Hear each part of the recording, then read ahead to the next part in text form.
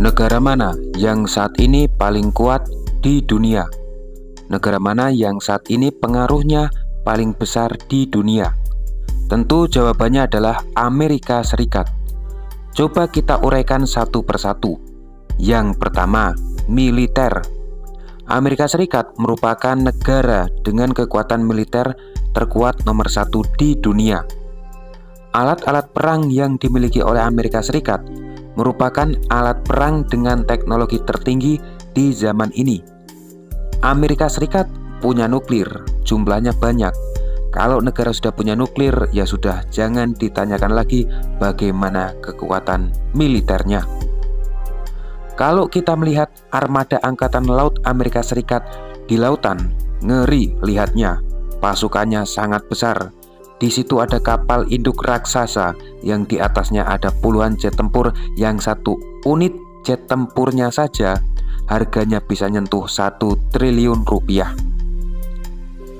Amerika Serikat merupakan negara yang memiliki pangkalan militer di luar negeri. Pangkalan militer Amerika Serikat di luar negeri jumlahnya tidak hanya puluhan, bahkan ratusan. Dan tanpa kita sadari, pangkalan-pangkalan tersebut beberapa dekat dengan Indonesia. Anggaran pertahanan militer Amerika Serikat termasuk yang tertinggi di dunia. Untuk saat ini, tidak ada negara yang memiliki anggaran sebesar Amerika Serikat. Konflik yang saat ini terjadi di berbagai negara, sebagian besar pasti ada hubungannya dengan Amerika Serikat. Konflik di Timur Tengah, konflik Palestina-Israel, konflik Rusia-Ukraina, konflik Laut Cina Selatan, konflik Cina-Taiwan. Konflik tersebut ada sangkut pautnya dengan Amerika Serikat. Amerika Serikat merupakan bagian dari NATO. NATO merupakan fakta pertahanan terkuat di dunia saat ini, dan Amerika Serikat sangat dominan di NATO. Amerika Serikat merupakan pusatnya teknologi dunia. Banyak sekali teknologi yang digunakan di abad modern ini sumbernya ya dari Amerika Serikat. Orang Indonesia kalau sudah punya iPhone, pasti memiliki kebanggaan tersendiri. Nah, iPhone itu dari mana? Ya dari Amerika Serikat. Amerika Serikat merupakan negara dengan ekonomi paling besar di dunia, menempati posisi pertama. Nah, dari fakta-fakta tersebut, kita bisa ambil kesimpulan bahwa Amerika Serikat merupakan negara yang saat ini paling berkuasa di dunia. Tetapi, kekuasaan Amerika Serikat yang begitu besar sudah mulai terancam. Ancaman tersebut datang dari negara lain. Negara lain ini pasti kalian sudah tahu semua, yaitu Cina.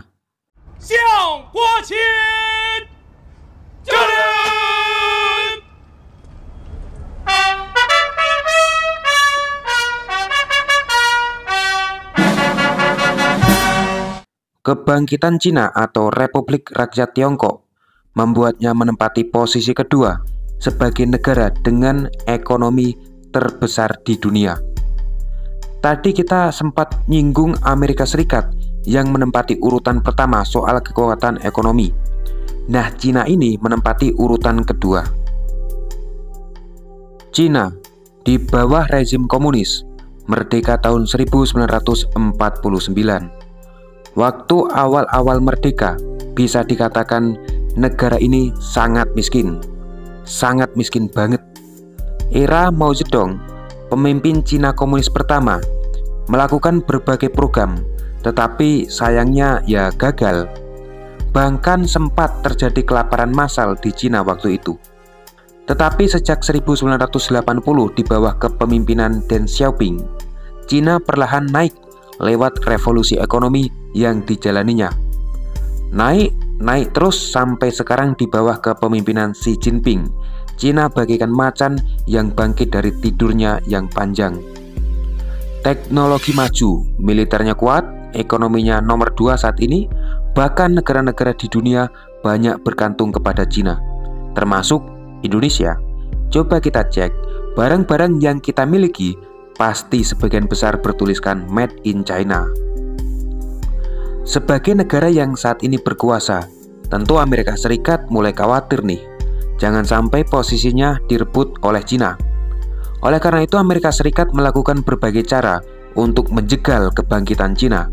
Salah satu upaya dari Amerika Serikat adalah dengan melakukan sanksi terhadap Cina. Salah satu sanksi tersebut menyasar ke bidang teknologi. Huawei, salah satu perusahaan teknologi Cina, menjadi target Amerika Serikat. Intel, yang merupakan perusahaan terkemuka Amerika Serikat, dilarang keras mengekspor chip ke Huawei, perusahaan Cina. Tentu hal ini menjadi pukulan yang amat berat bagi Huawei, mengingat Huawei masih sangat membutuhkan chip dari Intel. Lalu pertanyaannya, apa yang dilakukan Cina untuk mengatasi masalah tersebut? Disinilah mental petarung Cina mulai terlihat. Karena Amerika Serikat sudah terang-terangan ingin menjegal perkembangan teknologi Cina, maka Cina berpikir, kalau Amerika Serikat terus-terusan melarang perusahaannya ekspor chip ke kita, maka kita tidak boleh bergantung kepada Amerika Serikat.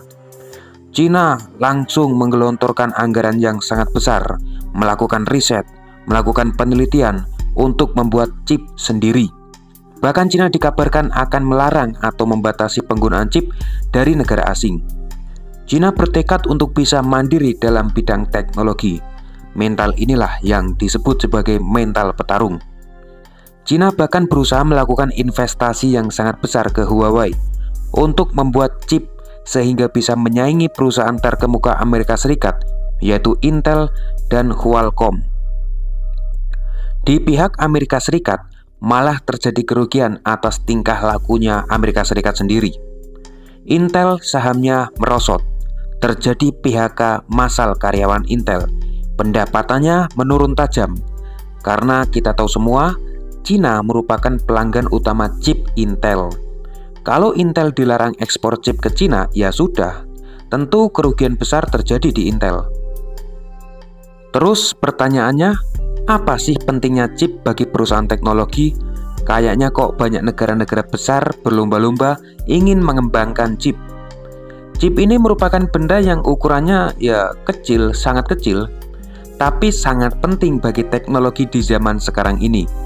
Mulai dari HP, laptop, komputer, sebagian alat-alat rumah tangga, semua itu membutuhkan chip. Bahkan mobil-mobil sekarang ini nggak bisa jalan kalau nggak ada chip. Bayangkan kalau terjadi kelangkaan chip, pasti sebagian besar manusia modern di zaman sekarang akan kesulitan dalam menjalani kehidupan sehari-hari. Teknologi masa depan yaitu kecerdasan buatan atau artificial intelligence atau AI juga sangat membutuhkan chip. Chip ini penting bagi AI.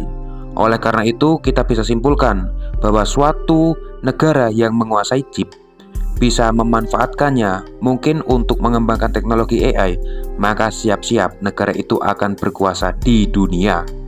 Sekarang inilah yang dinamakan perang teknologi antar negara. Sekarang sudah tidak ngangkat senapan untuk menghancurkan pihak lain, tapi cukup dengan menggunakan apa? Coba tulis di kolom komentar. Terima kasih.